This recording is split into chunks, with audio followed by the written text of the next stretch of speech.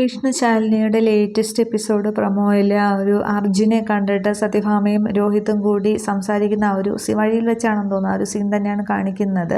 അന്നേരം സത്യഭാമയും പിള്ളയും രോഹിത്തും കൂടി ഒരു വണ്ടിയിൽ വരുന്നതും അർജുൻ വേറൊരു വണ്ടിയിൽ നിന്ന് വന്നിറങ്ങുന്ന സീനാണ് കാണിക്കുന്നത്. അന്നേരം വിഷ്ണുവിൻ്റെ അതിന് വേണ്ടിയാണ് അങ്ങനെ എന്തോ ഒരു സംസാരമാണ് സംസാരിക്കുന്നത്. അന്നേരം ഈ അർജുന് ഒന്നും മനസ്സിലാവുന്നില്ലല്ലോ. അന്നേരം വിഷ്ണുവിന് എന്താ സംഭവിച്ചത് എന്നിങ്ങനെ ചോദിക്കുമ്പോൾ സത്യഭാമ കരയുകയാണ്. എന്നിട്ട് പറയുന്നുണ്ട് അവനിപ്പോൾ ജീവിച്ചിരിപ്പില്ല എന്നിങ്ങനെ പറയുമ്പോൾ എന്നും പറഞ്ഞ് ഇങ്ങനെ അങ്ങനെ എന്താ പറയുന്നത് എന്നുള്ള രീതിക്ക് ആകെ ഷോക്കായിട്ട് ഇങ്ങനെ അർജുൻ ചോദിക്കുകയാണ്.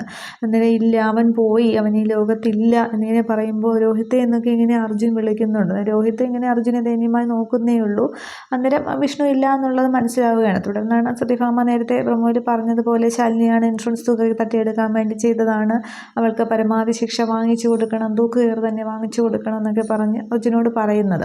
അപ്പോൾ ഇതിൻ്റെ സത്യാവസ്ഥ അറിയാനായിട്ട് അർജുൻ ശ്രമിക്കുമായിരിക്കും. ശാലിനിയെ കണ്ട് സംസാരിക്കുമ്പോൾ കാര്യങ്ങളൊക്കെ മനസ്സിലാവുമല്ലോ. പക്ഷേ ഭാമയോടിത് എങ്ങനെ അറിയും എന്നുള്ളതാണ്.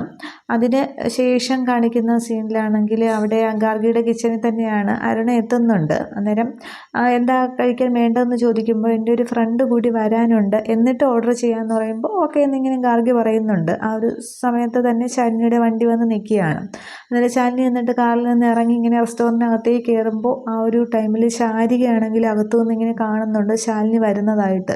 അന്നേരം ശാരിക ഇങ്ങനെ ആകെ ഷോക്കിൽ ഇങ്ങനെ നോക്കി നിൽക്കുന്നേ ഉള്ളൂ. ഇത്രയുമേ ഒരു സീനിൽ കാണിക്കുന്നുള്ളൂ. അപ്പോൾ ശാലിനിയുടെ മുന്നിൽ പെടാതെ എന്തായാലും ശാരിക അവിടെ നിന്ന് മാറി നിൽക്കും, എന്തായാലും കണ്ടെത്തില്ല. പക്ഷേ പിന്നീട് ഈ കുഞ്ഞിനെ നോക്കാൻ പോകുന്നതാണ്. അപ്പോൾ ഈ കുഞ്ഞിൻ്റെ മുഖം പോലും തന്നെ മോളുടെ മുഖം പോലും ഇപ്പോൾ ശാരികയ്ക്ക് ഓർമ്മയില്ല. അപ്പോൾ മിക്കവാറും ഈ കുഞ്ഞിനെ നോക്കാനായിട്ട് ഗാർഗി തന്നെ പിന്നെ അരുണയുടെ വീട്ടിലേക്ക് മിക്കവാറും പറഞ്ഞു വിടായിരിക്കും. അപ്പോൾ ശാരികയുടെ മനസ്സിനൊരു ആ ഒരു കുഞ്ഞിനെ കാണാനില്ല എന്നുള്ള വിഷമം മാറി കുഞ്ഞിനെ കാണുമ്പോൾ പക്ഷേ തിരിച്ചറിയാൻ സാധിക്കില്ല എന്ന് തോന്നുന്നു. അത് ഇനി എങ്ങനെ വരും എന്നുള്ളത് നമുക്ക് കാണാം. പിന്നീട് അർജുനും ശാലിനിയും തമ്മിലുള്ള മീറ്റുമൊക്കെയാണ്.